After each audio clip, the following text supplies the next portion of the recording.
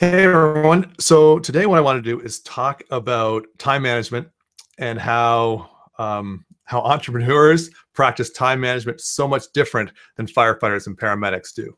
Now, what I mean by that is just think, if you're an entrepreneur, think about how you have, we'll say, behaved, for the last months, years, or what have you. I'm an entrepreneur, and I'm not throwing stones. I'm definitely in that boat, but I know I behaved a lot different when I was a firefighter and a paramedic. So let me explain what it would look like for a firefighter if he practiced his daily activities the same way as an entrepreneur does. All right. So imagine I'm at a fire. It's a 3-alarm fire. I'm in there. I'm throwing water all over the place, and I've been there for a couple hours, and the fire is finally starting to die down, and we're making progress, and it looks like we're actually going to win this thing. But then I hear on the radio that there's like a 7-car pileup on the 416. So in the entrepreneurial mindset, what am I going to do? It's like, well, this fire's, it's kind of dying down. It's not very exciting anymore. I think I'm going to go to that car accident. So, I drop my hose and I jump in my fire truck and I take off and I go to the car accident on the 417. So, what happens with that fire now? Well, the fire, it roars back up, and I had no success there at all. And then as on the scene of the car accident, the same thing happens. You know what? I'm working the car accident. There's not nearly as many casualties as I was hoping for. It's kind of boring. I'm just doing a lot of traffic control. And so, you know what? I'm going to jump my fire truck and I'm going to take off because I heard there's a heart attack patient, somewhere across town. So I take off and I go across town.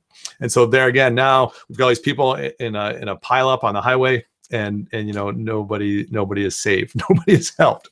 So that is not a good way to do it. And that is the way I see so many entrepreneurs today working, right? It's the shiny object syndrome. Like, they've got a plan. They love their plan. They're like, yeah, I've got it all figured out. I know what I want to do. And they start doing it. And then ping, a Facebook message comes up or an email comes in with, limited time offer. And, you should do this. And, you could have all this stuff. And so, you were making headway in what you were doing, and suddenly, you don't care about that anymore. Now, suddenly you're on a new path and you're doing something new entirely. So that's not the way to do it. That's definitely not the way to succeed. You're just going to be running in circles, and you're not going to make any progress. So what I recommend entrepreneurs do, and what I have recently started doing, is I've looked back at how a couple of things that I used as tools as a firefighter, and I'm employing those now as an entrepreneur. And the two biggest things are standard operating procedure and a code of conduct. All right. Everything I did as a firefighter, everything I did as a paramedic had a standard operating procedure. All right. So that meant that when I am in a structure fire, I'm in the structure fire, I've got the hose, I've got my partner, and we're making progress through the structure. I know what the engineer who's controlling my water is going to do, because we're both working on the same standard operating procedure, the same SOP. I don't have to worry about him, hearing about a car accident on the 417, shutting off my water, disconnecting my hose, hopping in the truck and leaving, right? We're both working on the same SOP. So I know exactly what's going to happen, when it's going to happen, how it's going to happen. Same as a paramedic, as I'm starting the IV with a heart attack patient or whatever, I know as I'm starting the IV, I know what drugs my partner is preparing. So once I get that IV in, boom, we can be good to go. That's a standard operating procedure. When I would go into work every day as a firefighter, as a paramedic, the first thing I would do is a vehicle check. I would go through the entire vehicle. I had a checklist. I made sure, everything was in place. All the drugs were there. All the expiry dates weren't exceeded yet. I had that standard operating procedure. And so when it was time for me to go to a call, I knew where everything was in its place, and there was no confusion, right? And that's why all of my patients, I worked with all fires through to completion. I didn't leave any of my patients in their home, right? Oh, yeah, it looks like you're bleeding a lot, but I'm going to go somewhere else now. I finished everything. I got everything done to completion. That's what you need to do as an entrepreneur as well. You need to create a standard operating procedure for yourself. All right. So let's talk about that first. So what I've done is I've created my own standard operating procedure for my day. Okay. First thing I did was I figured out, what I wanted to accomplish. And once I figured that out and I knew what I wanted to accomplish and I know how I'm going to get there, then I was able to lay out my day. It's the same with a standard operating procedure for a fire. If you want to put a fire out, how is that going to happen? Like, where is the water going to come from? How are you going to connect to the water? Who's going to run the engineering? Who's going to grab the hose? Who's going to go in? Who's going to be in incident command? We had to figure out all those things in order to meet our objective of putting out the fire. All right. So I've written mine out. I've printed it up. You can't really see it, but it's right there. It's called Mike's Weekly SOP. All right. My standard operating procedure. Do you want to hear it?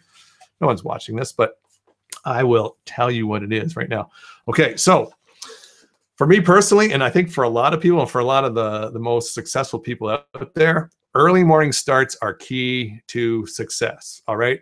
I found that I can quite often get more done before 9 a.m. than I can get between 9 a.m. and 5 p.m. And I'm not exaggerating that at all. Like, just the productivity I have before 9 a.m. is through the roof. So I personally start my days at 6 o'clock, 6 in the morning. I'm sitting here, I'm doing my work. All right. I know some people start earlier, some at 5, some even at 4 o'clock, but I've got this whole life balance thing going on too, right? And the guys that are at their desk at 4 o'clock are also in bed at 8 p.m.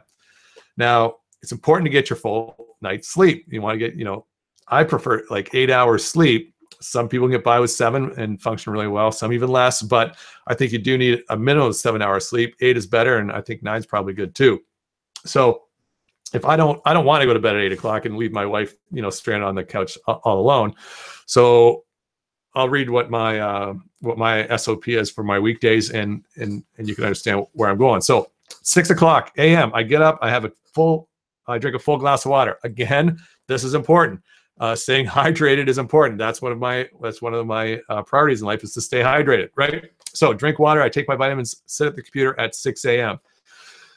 Work on my computer until 8 a.m. and then I take my first break. That is usually I go and I grab my horses and I take them down to the meadow and I come back. I'm usually back in about 20 minutes. But that's just a good break. Clears the head. Gets my lungs moving. Stuff like that. And then I have my breakfast. Okay, I have my breakfast. I have protein shakes every morning. So I have my shake. As soon as I get back, I have that at my desk. And I work until 11 a.m. Until 10 a.m. And then at 10 a.m., that's when I do my daily serious exercise. All right. So I've blocked off an hour for that. Some days are shorter. Some, like, I just came in from a long run. So today was a little bit longer, but tomorrow I'll be doing a high intensity interval training. So that'll be shorter. So it balances out. Right. But at 10 o'clock, I stop and I do my exercise. And it works out good because I started at 8 a.m. this morning or 6 a.m. this morning. And around 10 o'clock, I was losing focus. I went for my run, thought about what I was going to say on this video. And now I'm firing again. Right. So at 11 o'clock, I record the video. I upload it to my blog, Facebook, or whatever. All right. So that's what I do. 11. At 1300 or 1 o'clock, I have lunch at my desk, and it also says drink water. All right. And then at 1400 or 2 o'clock, my office day is complete. I clean my desk and I list tomorrow's priorities. So at 2 o'clock, I'm done at my desk for the day, but I write out what I was working on, what I need to do. So when I get up in the morning at 6 a.m., I'm not trying to figure stuff out. I can jump in, get going, hit the ground running. All right. I've written that Wednesdays and Thursdays are exceptions because I have weekly coaching calls that I do Wednesdays and Thursdays at 2 o'clock. And then after 2 o'clock, on most days I drink water, I ride my horses, I mountain bike, I canoe, or I work on my house or build trails at my place. 1900 or 7 o'clock, I have dinner, I drink more water. At 2100 at 9 o'clock, I go to bed where I read for half an hour, and at 9:30 it's lights out. So technically, I should be sleeping from 9:30 till 6 a.m. This is what I do every weekday. All right. It's written down. What's so powerful about writing it down is it makes it more real, and it makes it happen. It's posted up on I usually have it posted on my wall over there, so I can see where I should be going. And with this standard operating procedure in place, this is what I have to do. Like I say, it's a standard operating procedure. As a firefighter, as a paramedic, it wasn't open to interpretation, right? I needed to do what I needed to do so that everybody else that was doing their job, so that they could succeed. If I deviated from the standard operating procedure, bad things happened for me, for my patient, for my team. All right, so that's the first thing. Standard operating procedure. Come up with your own. Like, that's mine. You can do your own, right? The second thing is a code of conduct. How are you going to conduct yourself? Like, what rules are you going to set for yourself in your life that you always abide by? All right. And by setting up this code of conduct, it's pretty cool, because then it takes away a lot of decision making, because it's you've got this code of conduct in place, and you know what you're going to do when a situation arises. Okay. Same as a firefighter, same as a paramedic. I know what I'm going to do when a situation arises. For you guys who haven't, maybe been working for the emergency medical service, is like, imagine you are driving in the city during the day and you come to an intersection and there's a red light. Okay. So what do? You're driving, you stop, right? If you look left and you look right, you don't see any cars coming. You look behind you, you don't see any cars coming. You look forward, there's no cars there. Do you go through the red light? Most people won't. Most people will wait until that light turns green before they proceed, right? Because that's one of your codes of conduct. You wait till light turns green. It's also a law, but you look around, there's no police, you're still going to wait. All right. So it's the same thing with your codes of conduct that you're going to create for yourself. So do you want to know mine are? Okay. So mine are, I've got 10. On weekdays, I'm out of bed before 6 a.m. Okay. So that's one of my codes. Like, I've got to do that. It's non-negotiable, and it's on weekdays, right? Because again, I have work-life balance. So on weekends, it's different. Okay. I drink a minimum of 2 liters of water every day. That includes weekends. I spend time outside. I exercise or stretch every day. I publish content like I'm doing right now every weekday. On weekdays, I go to bed at 9 p.m. and I read until 9:30, then it's lights out. Okay. Again, that's set. Like, that's what happens. When my wife's on vacation, when we're on vacation, those vacation days I consider weekends. Okay, extended weekends. But on working days, this is the code that I live by. So number 6 is I live in the moment. I assess my situation objectively.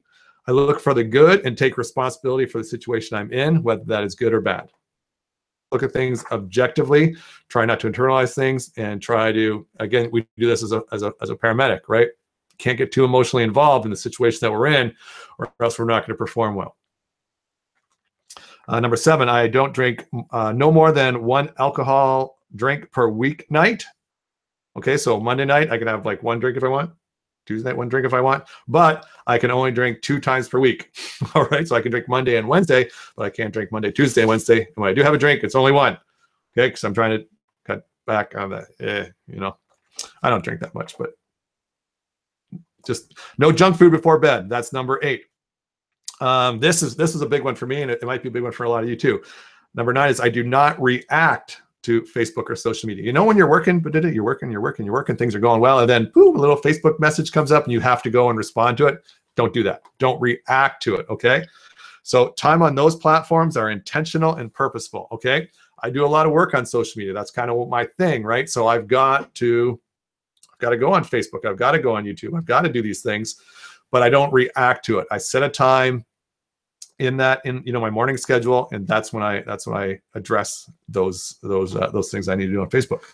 And then lastly, and this is something that was turned into a big time eater for me, and this is why I've put this rule in place, is I do not engage in confrontation with anyone, regardless of how small, right? So it's just funny. Like, I'll see somebody post something on Facebook. I'm like, oh, like, I can't believe he said that. That's silly. And then I'd have to post my view, and then he would have to respond, or she'd have to respond. Then we'd go into this whole thing. And I just wasted way too much time for something that really didn't matter and really didn't help me, didn't help them, didn't help anybody in their life. So that's number 10. Now, these SOPs and codes of conduct, they are actually flexible. Like, they're kind of a work in progress. Things will change, things will adapt. But when you change something, then you change the written rule, right? You change it on the page. You don't change it for the day. You don't say, oh, I'm going to get up at 6:30 tomorrow because I'm changing the rule.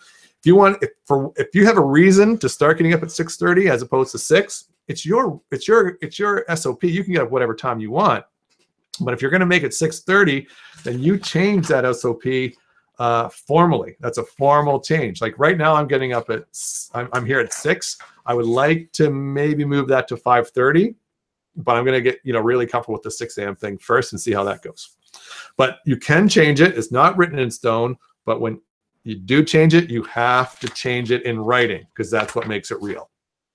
All right, guys. So I hope that helps. If you guys, I don't know where you're going to be seeing this, but if you would like me to create a course about this, then put a comment wherever you can put comments, and maybe I can create a course around exactly how I did, because there were a lot of questions that got me to what my true objectives were and what my priorities were, what habits I needed to change, what habits I wanted to instill, sort of different things like that. So I can create a course if there's interest in that. And other than that, go to marketingmedicblog.com to see all my daily content. All right, guys, thanks for watching, and leave some comments and let me know what you think. All right, bye-bye.